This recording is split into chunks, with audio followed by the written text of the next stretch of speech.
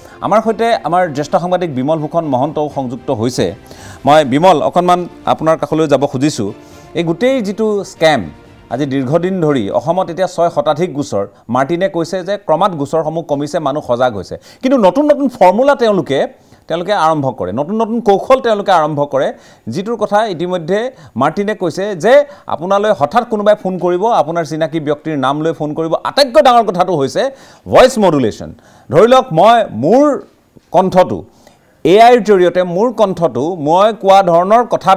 আপোনালৈ সেই ধৰণে ফোনত কথা আহিব মই যেতিয়া কম যে বিমল মই কৈছো এনে ধৰণে কৈ দিয়াৰ লগে লগে আপুনিও অকণমান খলঠেকত পৰিব যে কি হৈ আছে তেনে ধৰণে টকা পইচাৰ লেনদেন এই গোটেই প্ৰক্ৰিয়াটো হয় বা হেকত মানুহজন সৰ্বশান্ত হয় আৰু তেওঁ ক্ৰছ ভেৰিফিকেশন নকৰাৰ কাৰণে হয় যে মই সুধুচোন সঁচাই আকৌ এটা কল কৰো এটো হেতু তেওঁৰ আসল নম্বৰ মই এটো নম্বৰত ফোন কৰি সুধুচোন কি হৈ আছে গতিকে হেতু কৰিবলৈ প্ৰয়াস নকৰে গতিকে এখন সাংঘাতিক ধৰণৰ জগত যিখন জগতত সৰ্বসাধাৰণ সৰ্বশান্ত হয় আৰু বহু হাই প্ৰফাইল বহু ধনবন্ত ব্যক্তিও সৰ্বশান্ত হোৱাৰ উদাহৰণ আছে মই আপোনাৰ কাষলৈ আহিছো গোটেই বিষয়টো অসম আৰক্ষীয়ে শেহতীয়াকৈ কেনেকৈ লৈছে বুলি আপুনি অনুভৱ কৰে আৰু ইয়াত সাফল্যৰ হাৰ কেনে ধৰণৰ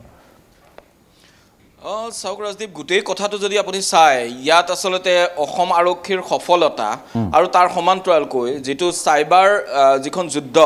সেই যুদ্ধখন দিবলৈ অসম আৰক্ষী কিমান দূৰ সফল হৈছে এটো একেখাৰে কৈ দিয়া টান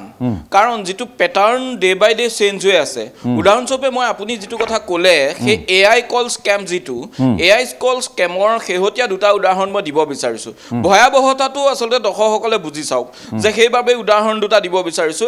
গুৱাহাটীৰ এখন খ্যাতনামা হস্পিটেলৰ এজন খ্যাতনামা চিকিৎসক তেওঁৰে সহযোগী এজন চিকিৎসকৰ পৰা ফোন এটা আহিলে আৰু সেই ফোনটোত সহযোগী চিকিৎসকজনৰ এক্সাক্ট এআই কল হল আৰু কে এআই কলটো তেওঁ কোৱা হল যে তেওঁৰ এজন ঘনিষ্ঠ বন্ধু চিকিৎসাধীন গতিকে হস্পিটেলৰ স্ক্যানাৰটো তেওঁ মোবাইলৰ পৰা স্ক্যান হোৱা নাই গতিকে ৯৯,০০০ টকা এটা পে কৰিব লাগে আৰু সেই ৯৯,০০০ টকাটো পে কৰিবলৈ বুলি যেটো তেওঁ সহযোগী চিকিৎসকজনে ক'লে তেওঁ সম্পূৰ্ণৰূপে বিশ্বাস কৰি তাৎক্ষণিকভাৱে ভয়েসটো যেহেতু তেওঁ চিনি পালে তেওঁ দি দিলে এবাৰ ৫০,০০০ টকা এবাৰ ৪৯,০০০ টকা মুঠ ৯৯,০০০ টকা দুবাৰত পে কৰিলে পিছত যেতিয়া সেই চিকিৎসকজনক ফোন কৰি খবৰ ললে তেওঁ ক'লে মইতো আপোনাক কোৱাই নাই মই আপোনাক কেতিয়া কৈছিলো লগে লগে তেওঁ ক'লে যে এইটো আপুনি মোক কিউআৰ দিলে এইটো আপোনাৰ কিউআৰ এয়া কিউআৰটোত মই পে কৰিলো তেতিয়াহে তেওঁ কৈছে যে এইটো আপুনি ফেক কিবা কল আহিছিল মই মোৰ তেনেকুৱা কোনো বন্ধুৰ চিকিৎসাধীন হোৱা নাই বা কোনো চিকিৎসাৰ কাৰণে মই আপোনাক পইচা বিচৰা নাই তাৰ আৰু এটা উদাহৰণ দিব বিচাৰিছো ফাঁসি বজাৰ এজন ব্যৱসায়ী তেওঁ এজন জ্যেষ্ঠ আৰক্ষী বিষয়ালৈ এটা ফোন কৰিলে যে তেওঁৰ দেউতাক হঠাৎ ষ্ট্ৰোক হৈছে ৰাজস্থানত গতিকে তেওঁ তালৈ যাব লাগে কিন্তু তেওঁ যেহেতু দেৱালীৰ সময়ত সকলো ধন বা তেওঁৰ যেটো একাউণ্টৰ পৰা এই কামখিনি কৰে টিকট কটা বা বিমানৰ অন্যান্য কামকাজ সেই একাউণ্টৰ সদ্যহতে তেওঁ ডিল কৰিব পৰা নাই আৰু ব্লক হৈছে গতিকে হে দেৱালী সময় বহু ট্ৰানজেকশন অৰ্থাৎ বিভিন্ন ধৰণৰ জুয়া খেলে কোনোবাই কিবা কৰে এনে ধৰণৰ কিছু ট্ৰানজেকশনৰ বাবে ব্লক কৰা গল গতিকে তেওঁ বিমানৰ টিকট কাটিবলৈ ইমিডিয়েট তেওঁ ৫০,০০০ টকা এটা লাগে এআই ভয়েস আছিল আৰক্ষী বিষয়াজনে ভাবিলে হয় যে তেওঁ তাৎক্ষণিক ৰিপিটেডলি কল আহি আছে দিয়ক আপুনি ফটাফট দিয়ক কিন্তু আৰক্ষী বিষয়াজনে পৰৱৰ্তী পৰ্যায়ত যেতিয়া কিছু সময় ফোন দিবলৈ লোৱাৰ সময়ত তেওঁ মনত পৰিল যে ব্যৱসায়ীজনৰ দেউতাকটো আগতে ঢুকাইছিল এতিয়া আকৌ দেউতাকৰ হঠাৎ ষ্টকটো কেনেকৈ হ'ল তেওঁ কথাটো সন্দেহ হৈ যোৱাত তেওঁ তাৎক্ষণিকভাৱে ওচৰৰ এজন দোকানীক ফোন কৰিলে যে তেওঁক ফোনত নাই পোৱা গতিকে আপুনি তেওঁ ওচৰলৈ ইমিডিয়েট যাওকচোন তেওঁক মোক ফোনটো লাগে তেতিয়া গৈ যেতিয়া দিলে কৈছে মইতো নাই কৰা মোৰ দেউতাটো কেতিয়াবা ঢুকালে ছাৰ আপুনিতো গমেই পায় মোৰ দেউতা ঢুকোৱাৰ কথা আপুনিতো মোৰ দেউতাৰ সকামত আহিছিল গতিকে তেতিয়াহে আসল কথাটো ওলাইছে যে এটো এআই কল আছিল গতিকে এনে ধৰণে চিনাকি ব্যক্তিৰ ভয়েস আনি এআই কলৰ যেটো ট্ৰেপ আৰম্ভ হৈছে এটো একদম শেহতীয়া ট্ৰেন্ড এই ট্ৰেন্ডৰ পৰা প্ৰতিজন লোক সাৱধান হোৱা উচিত আৰু এনে ধৰণৰ ট্ৰেপৰ ক্ষেত্ৰত অসম আৰক্ষী এক প্ৰকাৰ অসহায় অসম আৰক্ষীয়ে যদি আপোনাৰ একাউণ্টৰ পৰা আপুনি ইচ্ছাকৃতভাৱে ধন কাৰোবাক দিছে সেই ধন ঘূৰাই অনাৰ ক্ষেত্ৰত 1930 নম্বৰটো ডায়াল কৰি 24 ঘণ্টাৰ ভিতৰত কিবা কৰিব পাৰিলেতো পাৰিলে কিন্তু পাৰিব বুলি 100% নিশ্চিত ব্যৱস্থা এটা অসম আৰক্ষীৰ হাতত নাই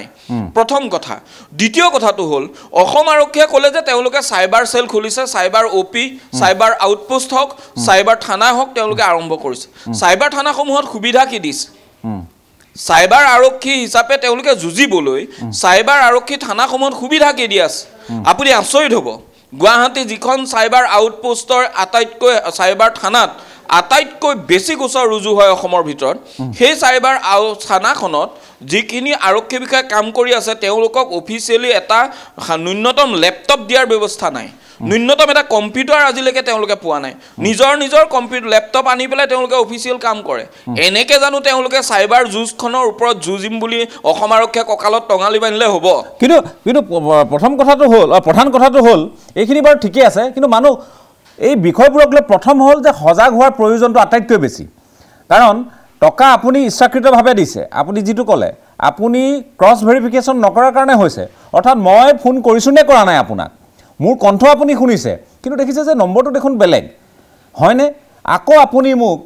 মোক এবাৰ ফোন কৰিব লাগে যিটো ফোনত আপুনি সচৰাচৰ মোৰ সৈতে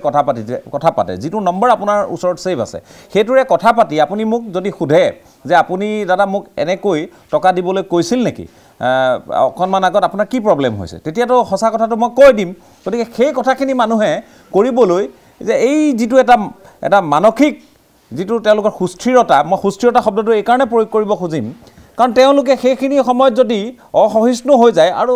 যেনে তেনে বিষয়টোৰ পৰা ফালৰি কাটিব খোজে তেতিয়াই তেওঁলোক জালত পৰাৰ সম্ভাৱনাটো আটাইতকৈ বেছি ইয়াত আৰু এটা কথা আছে ইয়াত মই সম্পূৰ্ণৰূপে একমত নহয় ৰাজীৱ আপোনাৰ বিষয়টোত এইটো কাৰণে একমত নহয় যে যেতিয়া আপুনি মোলৈ ফোন কৰিব যে বিমল মই এটা বিপদত পৰিছোঁ মোৰ গাড়ীখন এক জেগাত ৰাখিছে ফটাফট মোৰ ওচৰত মই পাৰ্চটো এৰি আহিলোঁ বা মই ইমিডিয়েট মোক এটা কেছ পইচা এটা লাগে গতিকে মোৰ লগৰজনৰ কিউআৰ দিছোঁ তাত ফটকৈ পে কৰি দিয়া মই দ্বিতীয়বাৰলৈ কথাটো সাধাৰণতে নাভাবিম কাৰণ আপোনাৰ লগত দিনটোত মই 15 বাৰ কথা পাতোঁ গতিকে আপোনাৰ নাম্বাৰটোৰ পৰা আকৌ বা আপোনাৰ নাম্বাৰটোৱে মোৰ মোবাইলত শ্ব' কৰিব আৰু সেই ক্ষেত্ৰত মই কিয় ডাউট কৰিম প্ৰথম কথা গতিকে সাধাৰণ লোকে ডাউট নকৰে আৰু ইয়াৰে সুবিধাটো লৈছে 2 নম্বৰ কথা আপুনি যিটো কথা কৈছে যে প্ৰিভেনশ্যন আৰু ডিটেকশ্যন দুটা পাৰ্ট আছে প্ৰিভেনশ্যনৰ ক্ষেত্ৰত আৰক্ষীয়ে সজাগতামূলক ব্যৱস্থা কিমান গ্ৰহণ কৰিছে ৰাইজৰ মাজত ৰাইজক সজাগ কৰিবলৈ গতিকে এই কথাটো গুৰুত্বপূৰ্ণ বা ৰাইজ সজাগ হ'বই লাগে তাত আৰু আৰক্ষীক ডিউটি লাভ নাই কিন্তু আৰক্ষীৰো ইয়াত কৰণীয়তা আছে কাৰণ প্ৰিভেনশ্যন আৰু ডিটেকশ্যন দুটা পাৰ্টত গোটেই কাম কাজবিলাকক দুটা ভাগতে ভাগ কৰা হয় গতিকে প্ৰিভেন্টিভ মেজাৰ হিচাপে আৰক্ষীয়ে কিমান লৈছে এতিয়া ডিজিটেল এৰেষ্টৰ কথাই কওক আপুনি বা অন্যান্য যি প্ৰায় 15টা পেটাৰ্ণ বিগত সময়ত চলি আছে সেয়া আপুনি কোৱাৰ দৰে সেয়া ভিডিঅ' কলিঙেই হওক সেয়া অন্য কিবাই হওক জামতাৰা প্ৰক্ৰিয়াই হওক বেংকৰ পাছৱৰ্ড খোজাই হওক OTP খোজাই হওক বিভিন্ন পাৰপাছ গতিকে এইবিলাকৰ ক্ষেত্ৰত আমি সজাগ কৰিবলৈ জনসাধাৰণক সজাগ কৰাৰ দায়িত্বটো কাৰ প্ৰশাসনৰ গতিকে প্ৰশাসনৰ এটা পাৰ্ট আৰক্ষীৰ গতিকে এই পাৰ্টটোত প্ৰধানমন্ত্ৰী ডিজিটেল এৰেষ্টক লৈ তেওঁ উদ্বিগ্ন হৈছে আৰু তেওঁ শেহতীয়াকৈ ডিজিটেল এৰেষ্টক লৈ কথাখিনি কৈছে বিমল আকৌ মই আপোনাৰ কাষলৈ আহিছোঁ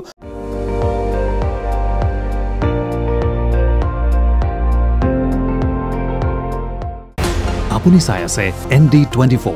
সৰ্বশ্ৰেষ্ঠ নহয় সৰ্বোত্তমৰ দৌৰ